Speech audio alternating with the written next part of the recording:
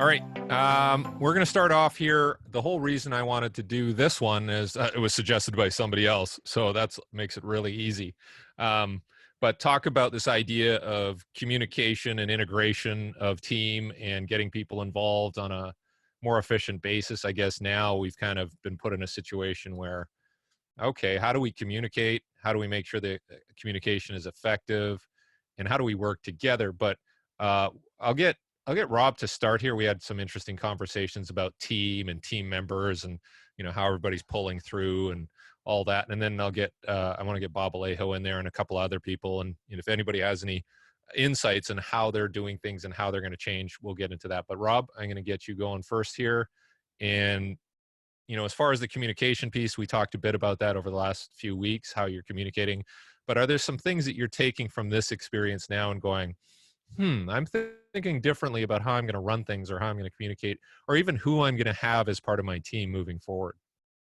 Yeah, I just think that communication is going to be the key. Communication and accountability is always, to me, the keys in any organization, right? So, going forward, you just have to take the components of what you feel are most important. So if you're talking about a team, you're talking about the medical team, the operations aspect of the team, the coaching, everything.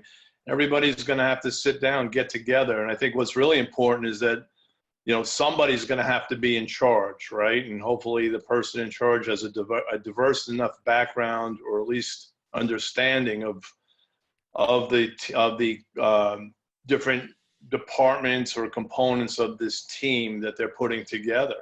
And together they're going to have to come up with some kind of structure and some type of format where this is the process we're setting out and everybody is responsible for their portion of the process. And there has to be an overlap, of each component of the process, whether it's, again, coaches, physicians, athletic trainers, administration, et cetera.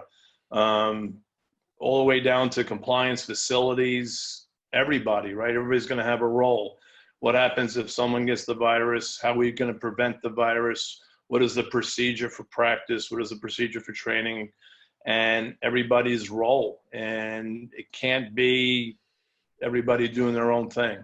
The objectives have to be determined, and the process to achieve those objectives, have to be determined as well. And every department, every single person within each department has their role. And the accumulation of everybody's job or the success in their job will be the result of the success of the organization moving forward. There's got to be somebody in charge, and there's got to be objectives. There's got to be measurable objectives too, right? That's key too. You can't just measure to measure. There's got to be measurable objectives with timelines of success, and then everybody working together to achieve those objectives.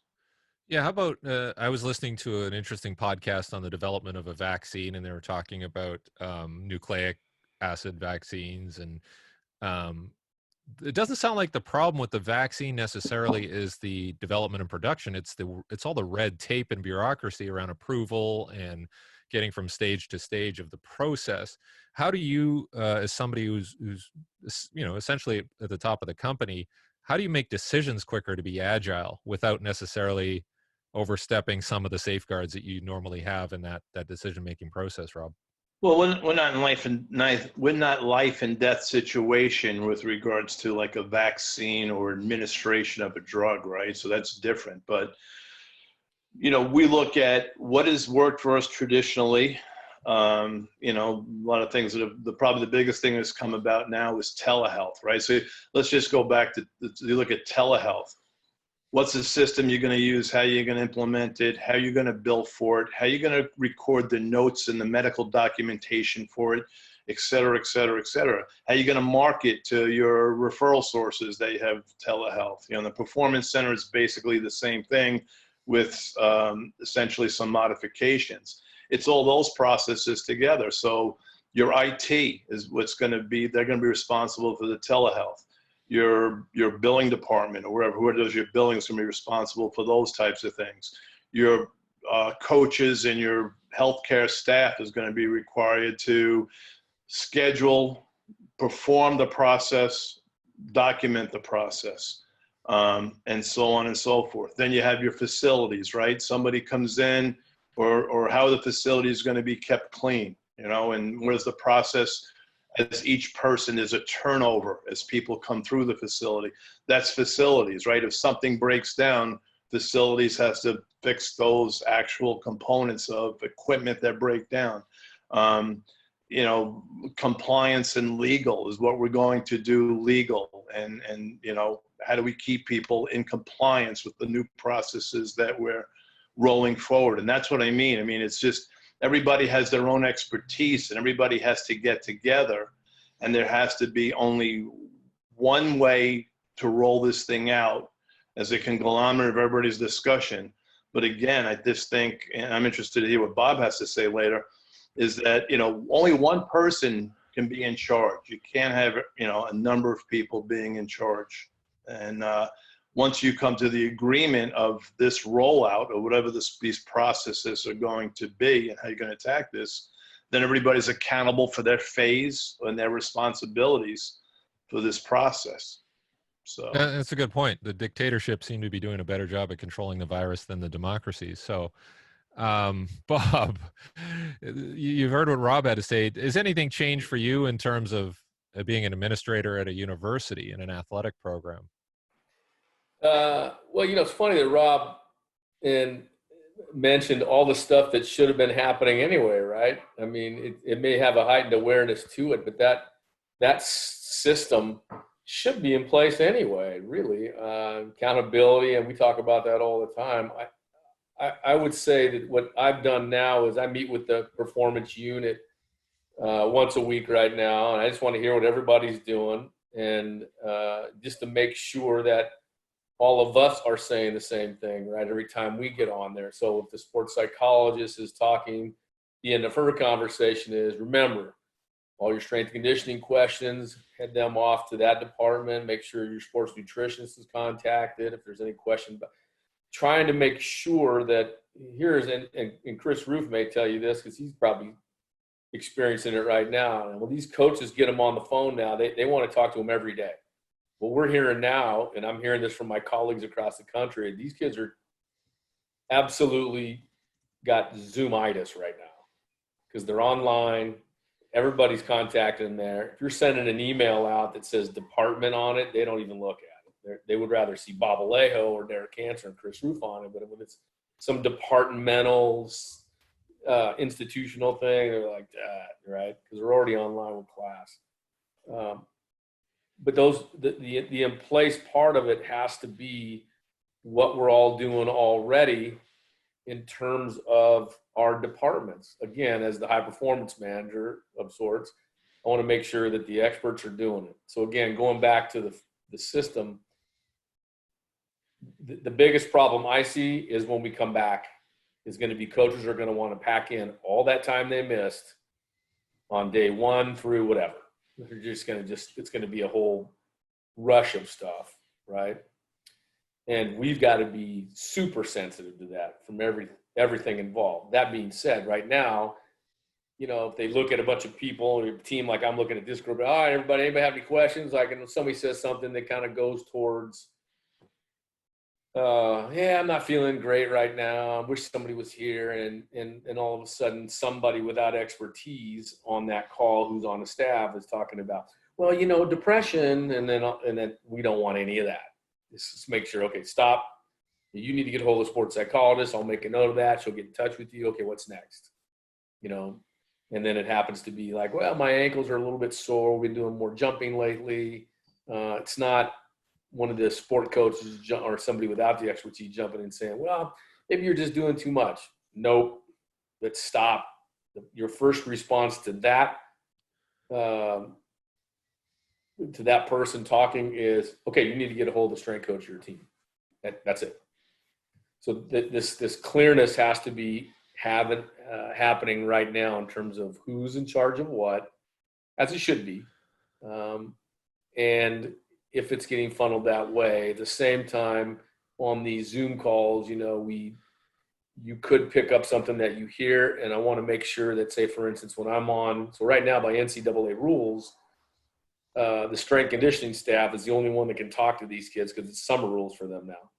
So no sport coach can be involved with a discussion anywhere near the strength conditioning program because it's voluntary, where we can be involved because of safety and welfare and all that. So they can't ask, hey, how's it all going?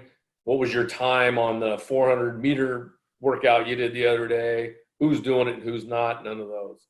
Still, when we're talking, we can get information that maybe we hear a little bit energy was a little bit low. I'll call the psychologist on that.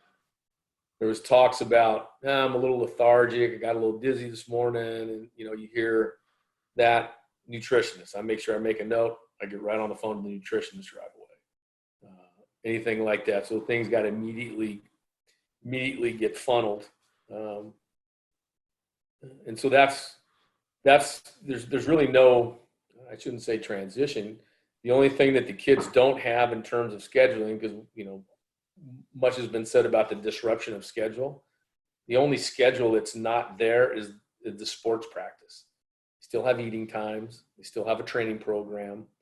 Their practice time now can be filled with just their training and some of the stuff that some teams can do. Soccer's a little bit more difficult to get on the ball and do things, but basketball can shoot it and pass it against the wall. Tennis can hit against the wall. Baseball's a little tough there, and then they have classes. So we have to figure out how we monitor all that input that's happening to them, understanding now that, too, there's some professors across the country that have never done online training, ever. And so they're finding, some of the things we're hearing is, the professors are giving us more work than we normally would have. And I thought, well, how's that? Well, it was just because of that. The younger generation professor has done a lot of that.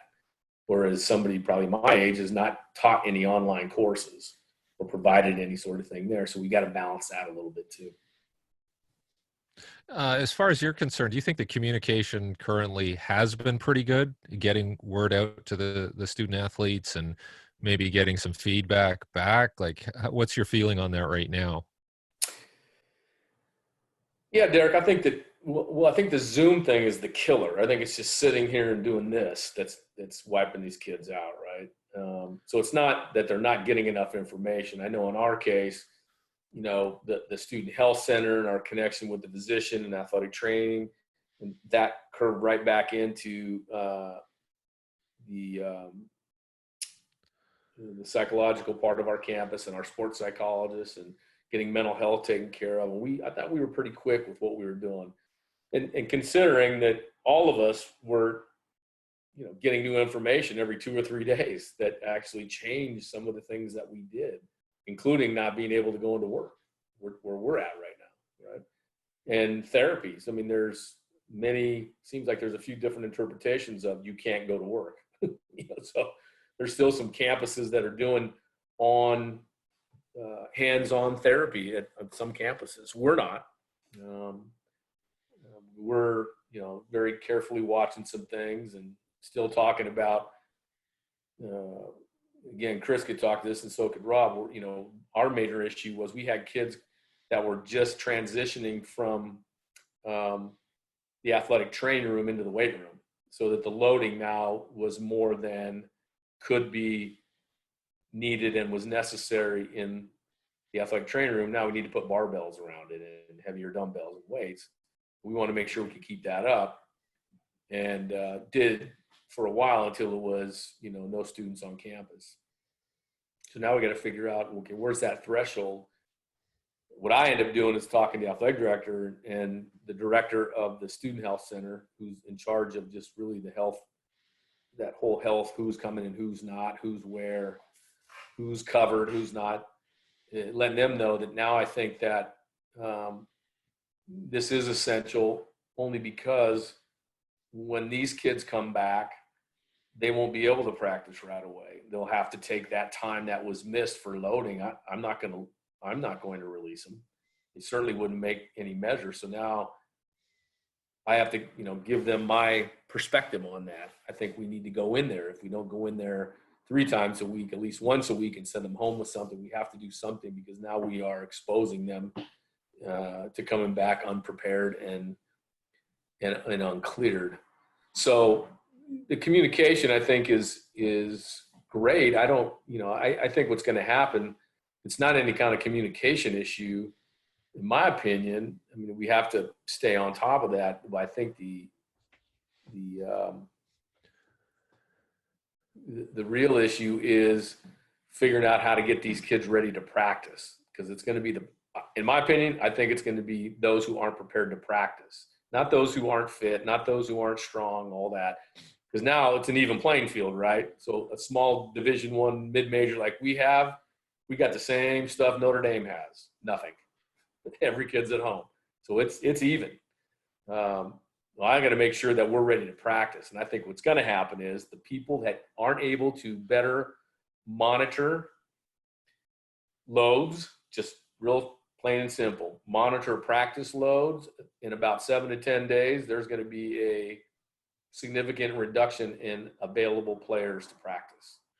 They're not really careful. Now, are there frank discussions with the coaching staff going on, the sport coaching staff, about that monitoring, and not just the monitoring, but everybody monitors, but what is the change to their practice progression, and how do you gauge that, and how do you make sure they follow that?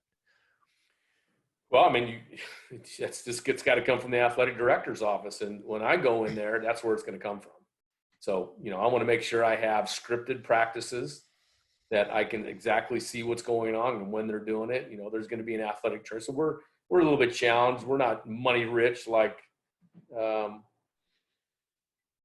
Chris Roof where he's at. So, but, we have 2 full-time strength coaches, but we do have athletic trainers every practice, of course. And I expect them, because they spend a lot of time talking about, we're about student welfare and everything. Okay, well, I expect you to walk out in the middle of a practice that's not happening correctly and stop it.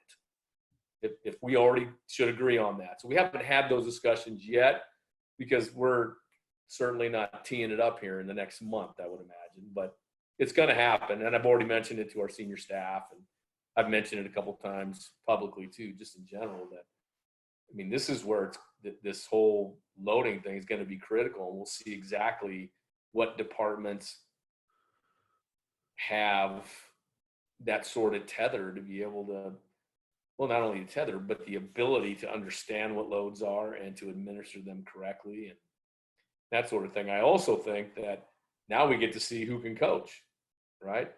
Because, if you're in a 20,000 square foot facility with 20 platforms, shit, man, you're pretty good. Now you got a garage that has boxes in it and a car and half of it and can't get out. Some kids are in apartments. Not everybody has a big house. So we'll see who's got buy-in now. Are they bought in because they got a great place and they got nice gym clothes and a great facility and locker and nice little filling station? Or are they bought in because they believe in what's being coached and taught? Yeah. Thank you, Bob. Yeah, it's gotten ugly. It's gotten dirty. So we'll see how everybody performs. I'm going to let Chris Roof kind of rebut your points here on the budgets and everything. Please do. More money, more problems, right? Everything Bob said, Coach Lejo said was spot on. I mean, it's there's going to be some challenges. You do have to have backing from administrators. You have to have buy-in from your sport coaches as well to make this happen. Everybody's got to be on the same page, but the loading's got to be managed going back into practice. And I may have said this on here last week as well, but we've got, about 450 different student athletes, and they're all probably in about 435 different scenarios right now. So they're all going to be at different places when they do come back. And that'll be a challenge as well too, is how can you best provide what each student athlete needs from a physical and mental standpoint when they do come back, if the spectrum that they're on of preparedness is widely different. And that's probably going to be the reality for a lot of programs and a lot of people. Is there are going to be some athletes that that aren't in great home situations and haven't been able to get out of the house, period. And then you're going to have some athletes that are in great home situations, got a big backyard, they can go sprint, run, jump, do all those things and do it regularly. And, you know, how do you kind of meet, how do you create something that is most appropriate for all those people without having 450 different individualized programs at once? Because that's not really feasible as well. Yeah, it's I think that's the big thing. Like I'll maybe get Oscar to jump in. You know, this idea that like people got to train now and get ready, because when we hit the ground running, everybody's got to be ready. But how do you know who's ready? Like, do you do physiological testing? Do you do you waterboard them and get some answers out of them? Like, what, you know, how do you know who is actually ready to go? What's their level of readiness? And then how do you proceed from there? So Oscar, did you want to touch on that? Or Omar, sorry. Sorry, I just thought, oh, sorry, Omar. The funny thing is, for the first 6 months when I worked at the university with our new president, he called me Oscar. So I was thinking you was referring to me, but You just went with it. I just went with it. It's all good. Thanks, Omar.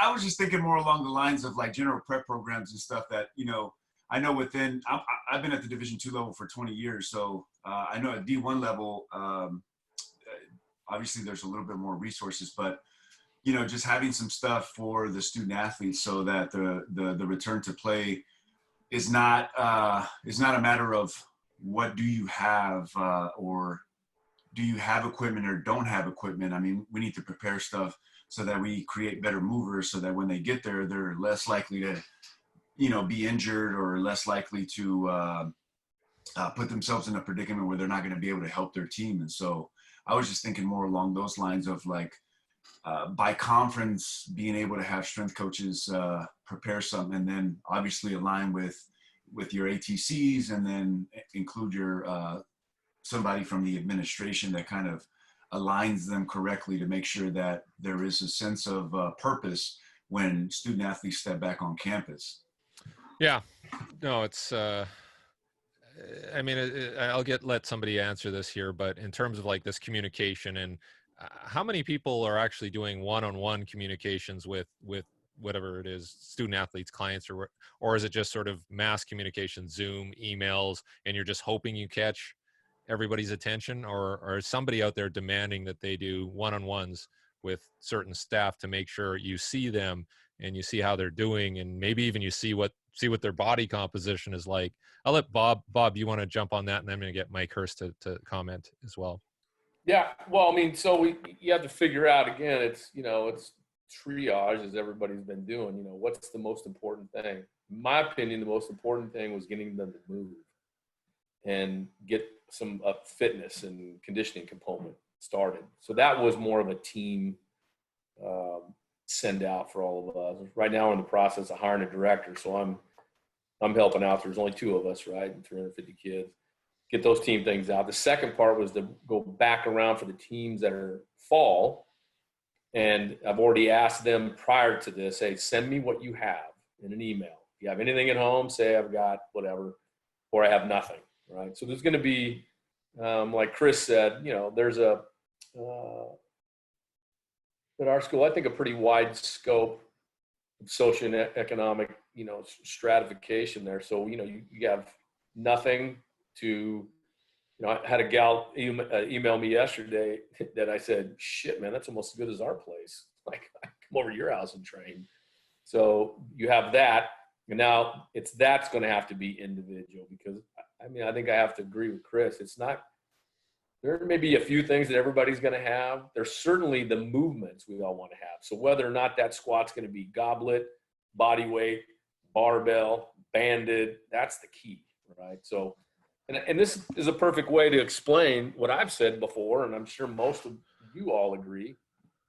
I know my grandfather, Rob Ponarella, would agree that, you know, your philosophy should never change. It's the methods that change, right? If your thing is about power and speed, you would do that no matter what you had available. That's where the methods change. So here, I've not changed anything I was thinking of, although I will say that, like, so for instance, for the fall teams, and I'm trying to put some subliminal stuff out there too. I think we're all trying to, insert a little bit of, sunshine in there. I've changed, instead of the spring cycle, I'm calling it preseason now, because that's what we're doing for the fall. And end up saying, okay, here's what we need to do. And, so we're going to squat. Maybe that sort of template's going to be there. But then when I get on there and start individualizing, it's going to be goblet squat. We have some kids that I don't know how they do this, but so what do you got? I got 20-pound dumbbells. So you only have one? Yeah. I only have one 20-pound dumbbell. So, okay. So we're doing, then you do that, whatever it is. But I think the movement has to stay. But again, back to what I said, want to get conditioning and movement out first, which was dynamic warm up, and various applicable conditioning, depending on fall or spring, and then come back around and start looking at some strengthening programs there. Great. Thank you, Coach. I want to jump to Mike Hurst. Mike, you guys have been doing some stuff already in small groups, and I just want to get your sense of how that's going and maybe how it's different from what you're used to. And then if you're working with 2 athletes at a time, how do you engage the group later or after? Like, do you still have that opportunity? Yeah, I do. I'm unlike Bob, who's got 300 people to worry about. I've got 9, so it's a hell of a lot easier. But the restrictions are that you can only work one coach to one athlete. That's it. And there are already 2 different people that have attacked. One's attacked my group or me because I was once seen working with 2 athletes at the same time. And they want to report you. I don't know what they get their rocks off doing that. It's just sickening. But like today, we're going to do a hill session, modified hill session, not as long as normal because the top half of the hill has not been mowed for 3 months. So grass is too long. But I'll send them up in pairs and I'll wait basically till I'll send them off in waves of a pair and they can work together. It's very non-specific, non-technical. It's kind of junk running. But at other times, I'll work one-on-one with my bobsled lady, or I've got 2 new kids one who I've never even met, and another little girl who's coming back. She's only 14. So I'll try to work one-on-one with them. If not today, then maybe tomorrow, and try to clean up mechanics and things like that. And I don't know that you can do that by Zoom. Maybe you can. I'm just not smart enough with the technology. The other thing that I wondered about, in reference to what Bob was saying about using Zoom, is that I heard that the NCAA had banned coaching by Zoom because trainers weren't allowed to come in and be hands-on and rescue someone that gets injured, and they're liable to get sued. I don't know if that's I imagine that would have put a spanner in the works if it's true. Yeah, so that's where we're at. We've got a small group. I do all of it like eyeballs on the track, and a lot of the time I'll stand outside the ground or outside the railing and video what I'm seeing, and then I'll talk to people later on. And if there's a drama, I've told the senior partner in each pair, you are the coach for the day, and this is your protege. And if anybody asks you, I think that's legit, and that is what goes on anyway. There's a lot of mentoring in groups. The more successful groups, I think, have that system. It's organic. I don't think it necessarily has been set up that way, but I think good groups, that does happen, and I'm sure it happens in any country in the world. Yeah, I think the NCAA thing was you couldn't coach via Zoom, but certainly you could communicate. Like you couldn't virtually coach real time, I think, in terms of dispensing workouts. But yeah, But Yeah. certainly you can communicate. So, but I thought the running up the tall grass, that would be a good resistance method, although you'd have to be careful of Lyme disease. But other than that, yeah, that would be You'd also have to be careful of rabbit holes because you would not see them. The grass is about a meter long. Oh, okay. Okay. Well, It's, thank you, Mike. That sucks that people are like, trolling your videos and saying like, oh, there's two people, there's one person on this side of the track and one person on, is that kind of, obviously you've distanced them, but people are I've complaining. distanced them. Yeah. Yeah. And when they run on the track, I've stipulated that they have at least 3 empty lanes between them, which is hard to do. I've said you don't go until there's at least 200 or 300 meters of empty space in front of you. And most of the time, I'm not working with school kids, so we can train in the mornings or middle of the day, and the track's almost abandoned except for a couple of narcs who want to hang around the place and see if they can spot anything else just to be mischievous. But hopefully in the next couple of weeks or in the next month, this charade will, this government implemented charade or need for charade will be dropped, and we can get back to some sense of normality. Yeah. It'd be interesting to see how that happens. Thanks, Mike. Rob, I want to jump back to you and talk a bit about the physical therapy side. We have a number of physical therapists on here who I'd like to talk to as well. But if you're coming up, you said you guys are treating people who are still having surgeries and probably the higher priority cases. The people that normally you would treat but haven't been coming, how are you keeping in touch with them? I know there's the telehealth option, but are some people just saying like, I'm just taking a hiatus from physical therapy, and when things are good, we'll show up? Like, is there a line of communication with those people? Yeah, but before I get to that, I just want to say something. So my perspective that I started with, I'm just trying to take a 30,000-foot view of this. And so, we're speaking now about how we're going to train our athletes. I think what everybody has to realize is that they're part of a process. So let's say football comes back. As Bob said before, these people are deconditioned.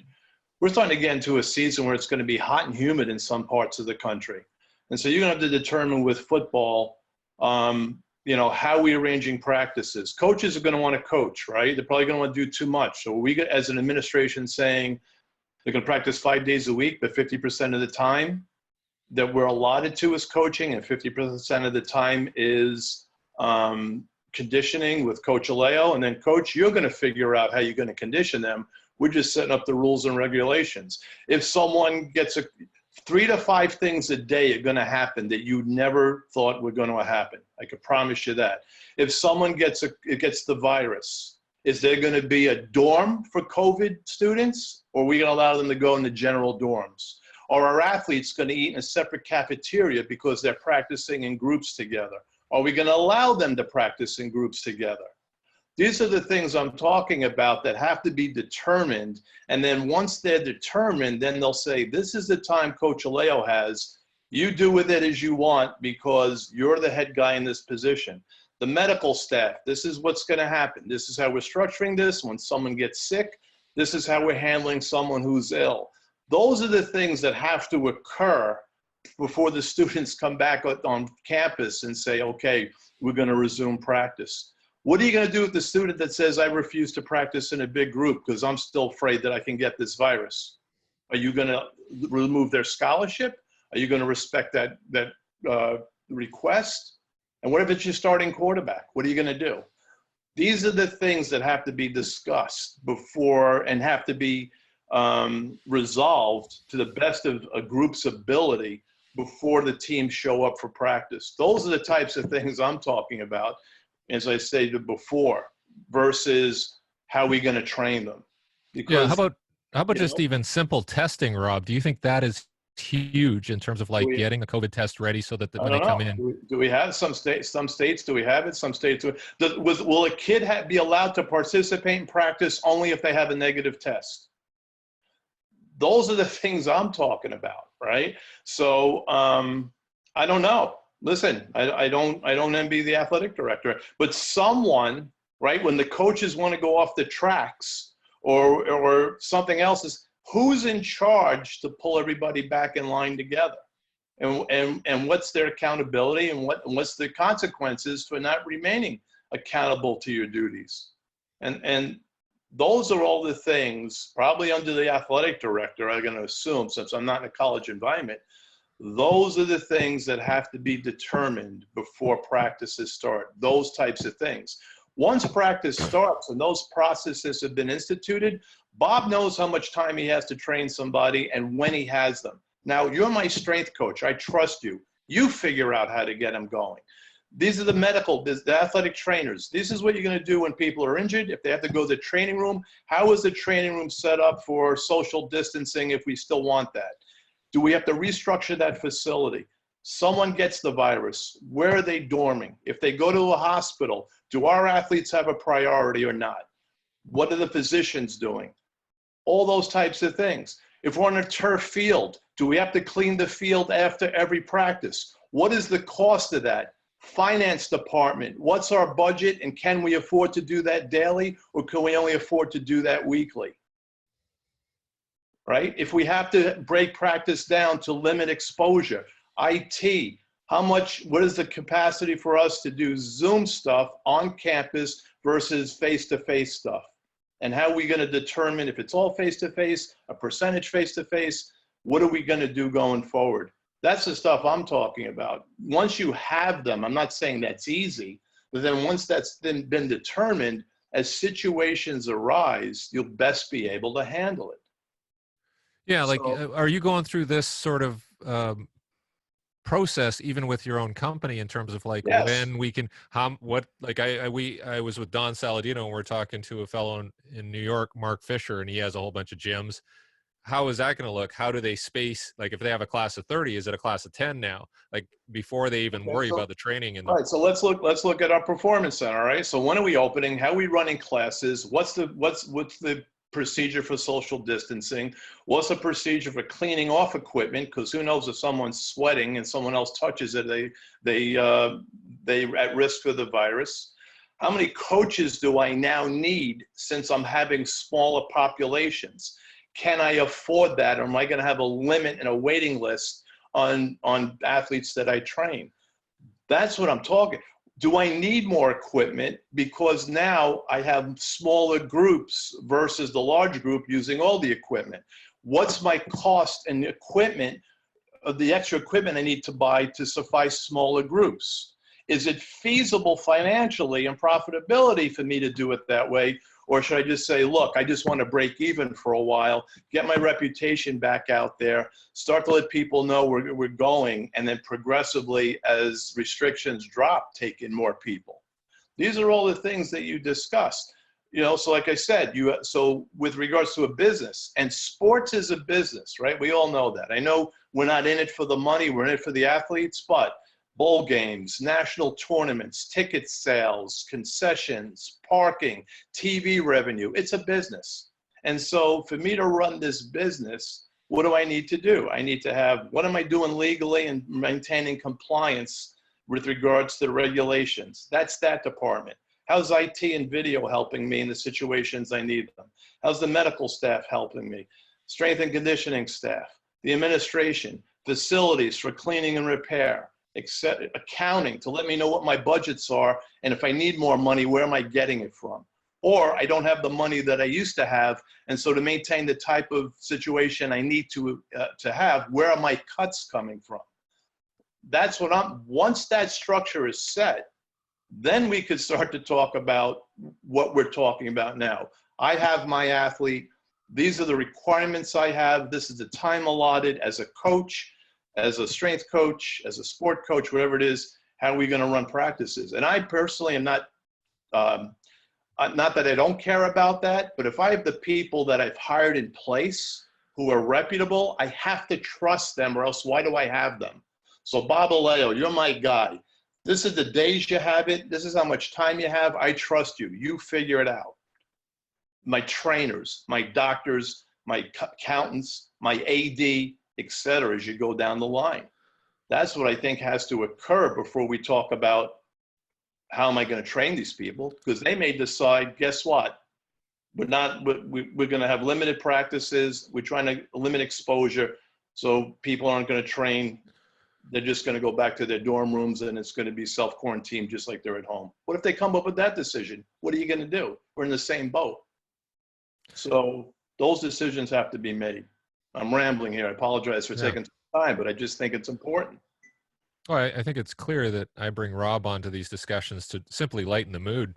Rob, no gloom and doom there, but certainly it's a logistical nightmare in some regards, because we talk about this integration of people on the team, like everybody, it's all hands on deck, like you said, and people are looking at this way differently than just showing up to work and doing what they've always done. I mean, I'm curious to see how many athletes have been exposed, for lack of a better word, to have psychological difficulties, as Bob started in his first conversation. Because if people are getting depressed, or if they have fears of this virus or whatever it is, I need to speak to the sports psychologist. I have to believe that 100% of the athletes returning to campus aren't going to be with open arms. I'm happy to get into a room, in a huddle with 11 other guys, or on a field with 125 other people, and I'm not worried about catching this thing at all. And what are you going to do in those situations when someone refuses? It's going to happen. So, I had a good conversation with Eric Marriott yesterday, and he was just talking about, and I hadn't thought of this, like the waiting room at the facility he works at, the clinic, like the waiting room is no longer going to be an option. Like, Eric, you want to speak to that a bit in terms of like, hey, people are used to going to medical appointments and waiting for 30 minutes before they're, and all you're worried about was like, do I have current magazines? What are you thinking about this now, Eric? Yeah, sure. To give people some context there too, I work at a facility, a physical therapy clinic, and we share space with a number of doctors and surgeons. And so, like any good doctor and surgeon, they often have people waiting for quite a while, and they're behind. And it would not be uncommon for some of our surgeons to unfortunately fall, an hour behind their sort of written up schedule, for better or for worse. And so we're thinking now, our waiting room sometimes is like standing room only. There's like, easily 40, 45 people sitting shoulder to shoulder. And so, yeah, I think it's interesting, like innovation is not necessarily, the most easy concept in this world for me. And, I think we're going to look to like implement sort of this sort of like text back type of thing. You show up, you check in for your appointment, and then you leave the facility, and then we send you a text when we're ready for you, and 5 minutes out. And so hopefully there'll be actually no one in our waiting room, which really is just like a better thing going forward for us anyways. But this has been sort of just necessitating that kind of thinking. But yeah, I don't think, thinking about my facility and what it's looked like, I don't think people's behaviors are going to just instantly switch and they're going to say, oh, I'm comfortable going back automatically. I think we're going to have to work pretty hard to demonstrate that we are doing something to keep them safe at all times, in all ways, sort of in our facility, and that like that perception of what we're doing is going to be really important. And for us in my facility, the waiting room is going to be like a huge component. Yeah, because if you're a consumer and you're going to a restaurant or you're going to a physical therapist, you can always go like, well, I just won't go. But like, Bob, you want to speak to what Rob said? Like, if you have athletes, okay, we're getting back. You got a scholarship. Like, we're going to practice. And people are like, wait a minute. Like, I don't want to get into the huddle. I don't want to, go into the locker room. Bob, what are your thoughts on that? Oh, we're just going to unmute you there, Bob. Sorry. There. Yeah, I think we no doubt saw it across the country. Remember when this thing went down, this was a Thursday. We just finished eating pre-game breakfast at our conference tournament, right? And we're thinking like, I bet we're not going anywhere. We were all scheduled to play. It was all good. It was limited family. That was it, to come to watch the games. But I guarantee you got to remember, tennis is still going on, and there's a women's basketball tournament going on. There's golfing. I guarantee you there was coaches across the country that said, you know what, I don't feel good about taking that trip this weekend to wherever we're going. We have to go hop on a plane. So I think that already happened. And just like, it's not, it's analogous, let's say. If some kid says to me, like, I don't believe in lifting belts, you know, I mean, even though I wore one when I competed and all that, we know what they do and what they don't do.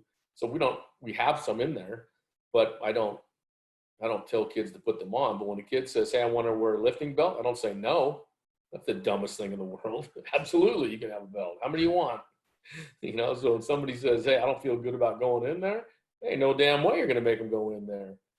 That's one thing. But then Rob was mentioning all the points I think most of us have spoke about, but just like, okay, there's so much shit going on now that conversation has to wait, right? It's not that we don't want to have it and haven't thought about it. We have. But then you think even wider than that, which we saw immediately, you know, Mark Cuban saying, hey, man, I know we're not playing basketball. Well, think about all these. You think the person selling popcorn needs that check to keep the lights on, right? So it's the same thing. You bring kids back, you bring football back, well, then you're going to have to bring housekeepers back to the dorms.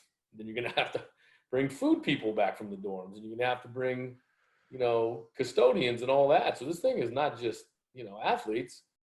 And that's what we see there. So this thing has some huge magnitude to it. And then you have the political and national ramifications of the governor's coalition to turn everything back on. And then you have the whole, you know, all that, and each state kind of given their own definition of essential, you know, like what does that exactly mean? And our state in California has been very strict and came out right away.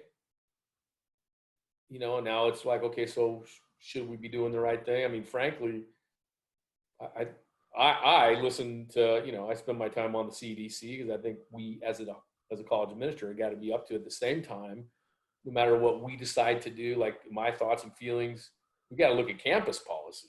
We've got a president that's handling all that, and a president who handles our president in the CSU system.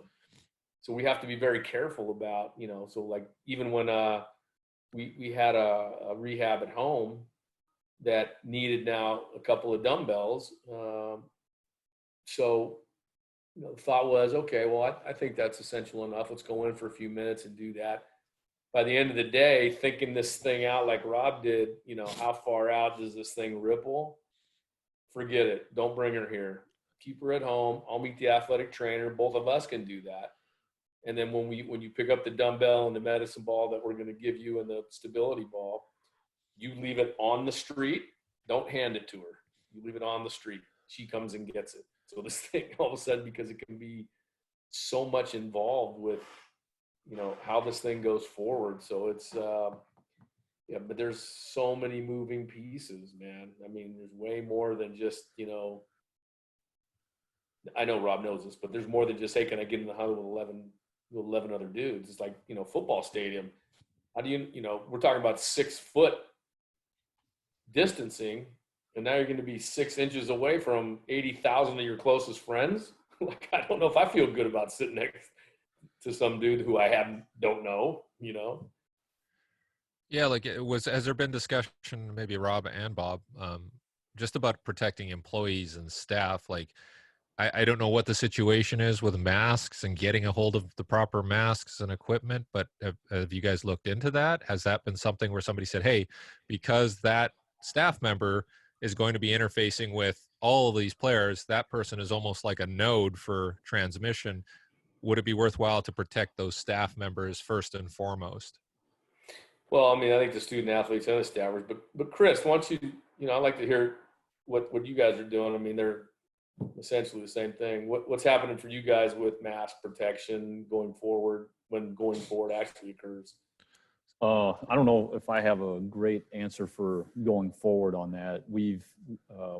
Our facilities have been essentially shut down to all student athletes. So there's not really a lot of student athlete interaction that happens. We had an equipment drop off deal last week, and all the staff that helped with that. We took temperatures before we did it, sanitized all the equipment, and then we're in masks and gloves, and we handed it out and basically handed it to the kids while they're in their car, and did it one at a time to keep everybody away. And that's the that's the most interaction I've seen with student athletes. Because we were originally, I think, kind of like Coach Alejo talked about when it first happened, and we were going to operate on limited hours and have restrictions on how many people could be in. And then obviously things changed really quickly, and we shut down completely. No athletes anywhere in any athletic facilities to try to help protect them. And I think we have about 100 athletes that are in town right now, and the rest are all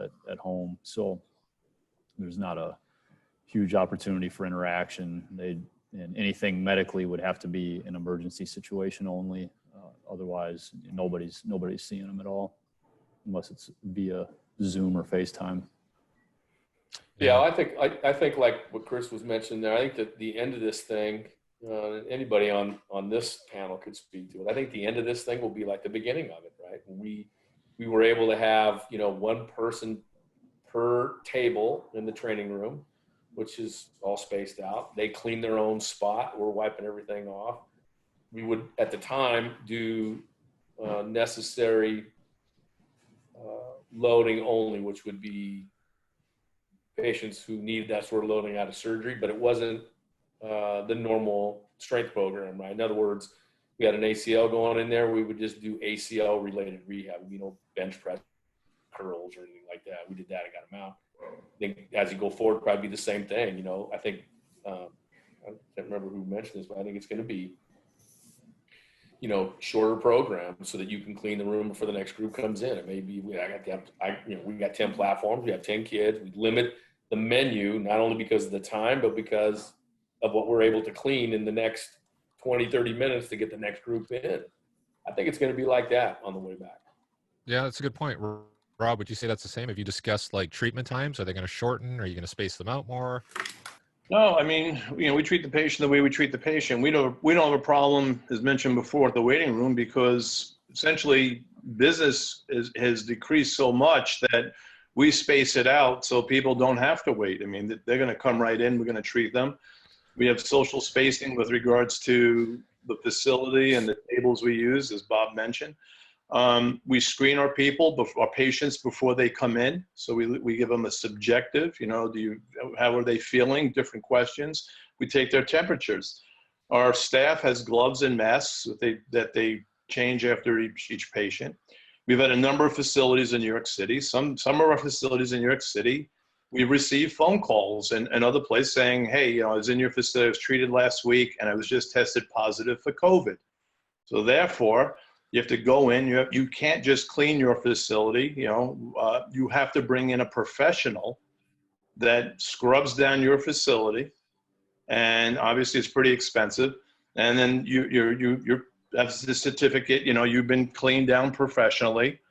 The people who have been exposed to that patient, that therapist, and if they had like a physical therapy assistant or anybody, they are now even on 14 days quarantine from the time of exposure, and call their physician, explain what's going on, and hopefully they can get a test. And they can't return until that period of time is evolved. And then you try to figure out, okay, now how are we picking up these other patients now that we're down a therapist in that facility? And these are the types of things we try to work with. But our people are gloved, our people are masked, people are screened beforehand, and we address situations as they occur. Yeah. And do you think, like, there was an article I saw about Wuhan, China, and all the legislative constraints have been lifted. So like, okay, go back. But what they're finding out is people don't want to go back. Like the consumer preference is, no, I'm not going to go out to eat, even though you're letting me. Do you think that there's going to be a period there where you have to build that confidence? Yeah, I think you do, because they're talking about advancing treatments. I forget the name of the medication, but there's a trial going on now. They're saying in Chicago, they had 125 very ill COVID patients on respirators administered this drug. It's a Ebola drug, and 123 resolved, and unfortunately, one is too many, but 2 of 125 passed. The other 123 went home. So they're looking at this drug as a treatment. We're not going to have a virus for, probably a vaccine for a year, if we're lucky. And just like people are going to hesitate going to a restaurant or other places, that's the point I brought up before. Are the athletes going to welcome getting all together in the locker room, practice field, etc.? You know, what's the difference? You know, still an environment of a lot of bodies together. So it's going to be interesting, and that's why I say, you know, those processes and those details have to be worked out before these things occur. And from as simple as sweating and heat and deconditioned and hotter weather, you know, heat and humidity compared to the weather now, to everything else. So you can only do the best you can do. You know, and like I said, I guarantee you 3 to 5 things are going to happen a day that you never expected. I guarantee it. You can only do what you can do. Yeah, because it's not just the operations and the science, but it's also the managing perception around it as well, Yeah. which is probably tougher.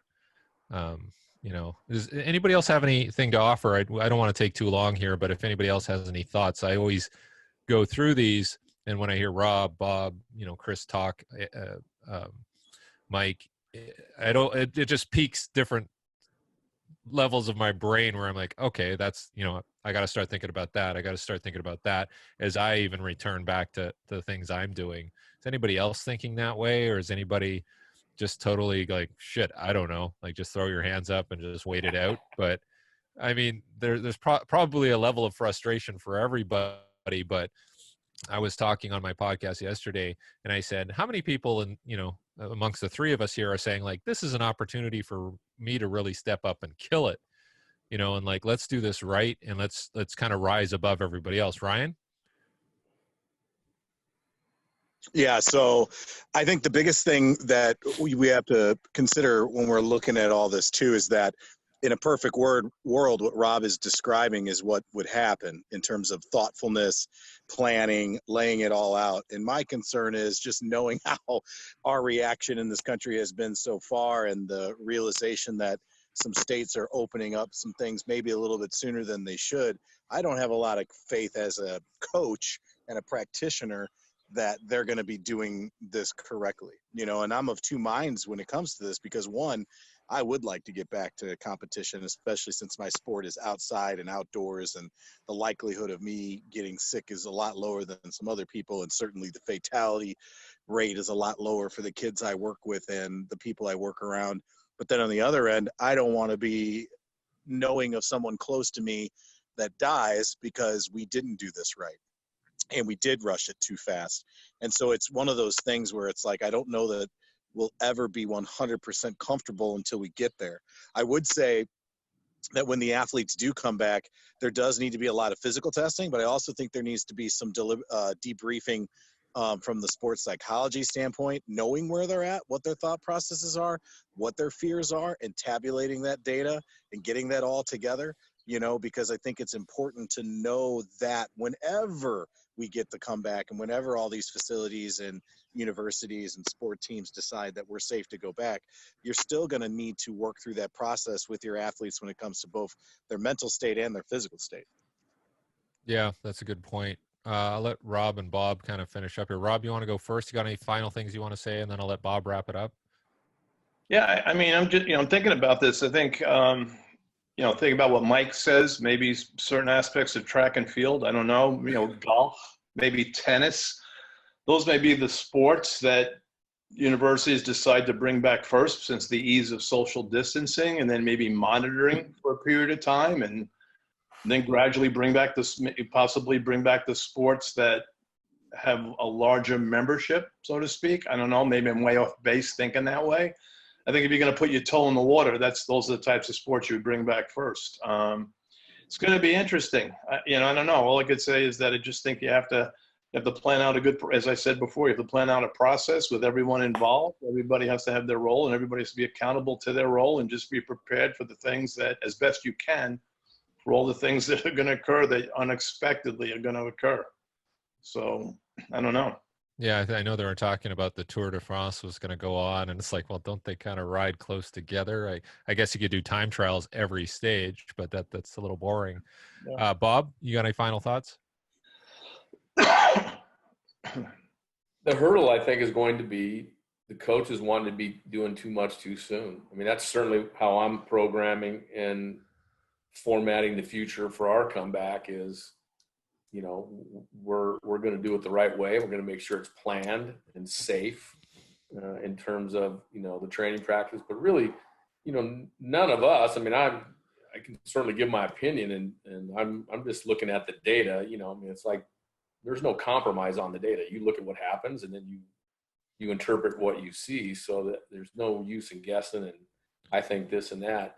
We'll come back based on the advice of the president, and at the same time, it's our jobs and like say, for instance, the people underneath Rob will report to him, and Chris's job, who he reports to, I report to somebody, is to inform them and ask the right questions. Like, hey, you know, we wanted to come back and get to a couple of kids by the end of this month. We ran it past the gal in the at the UCS with the student center, and she just said, you know, given this and that and the other thing, it's been extended till May 15th in California. Unless we have full garment, I don't feel good about putting somebody in there. We have garments. We've been asked not to give those garments to anything but essential healthcare workers, which is, so it's, you know, there's a lot of smart people involved. We just pay attention to them. So as far as I'm concerned, you know, I just keep bringing that part up. And in our case, it's just make sure kids are prepared, and then looking at the injured population, making sure that the high performance unit comes back and speaks in no uncertain terms and in the strongest language in how we monitor our load. I have a question here, and anybody can jump in. Do you think there's different conversations happening between the people who are concerned about health, athlete health, and then the people who are thinking about economics and the financial side and the pressures of we have to get back because we're a revenue sport and we have to put asses in the seats and we have to get the TV? Rob and I had talked a bit about this. Do you think those are two different conversations, or maybe different people are having different incentives to get back? Bob, you want to start? I don't think you can't help but talk about it, especially at the Power 5 level. You know, we don't have football and below, but all the leagues, I mean, I think it was a monster decision for the NBA to decide not to pay the players. You know, I mean, that's pretty big. And then you're looking at baseball, still planning on, you know, their sort of spring training at some point, but the amount of money it's involved at that level and at the Power 5 level, you can't dismiss the discussion. I don't think you can dismiss it. I don't know if I couldn't speak to the fact that they're not considering student athlete welfare. I don't know that. But before this happened, the conversations were a lot about money. So, you know, now it's yeah, and I think I talked to you a bit about this. Are there programs worried that they're going, maybe they were on the fringe economically and being considered for dropping a sport? Do you think that's going to be a bigger conversation too, especially for some of the smaller schools? I think everything's on the table. I think it's okay. We are in a financial crisis, and that's institutions in general too, right? So, you know, enrollment's going to be down. Forget athletics. So now you have that, and yeah, well, I think everything's on the table in terms of how do we do this, and I got to believe in my heart, and you know that of whatever omnipotent being you believe in, that people are concerned to the degree, and I think administrators are concerned about not cutting jobs.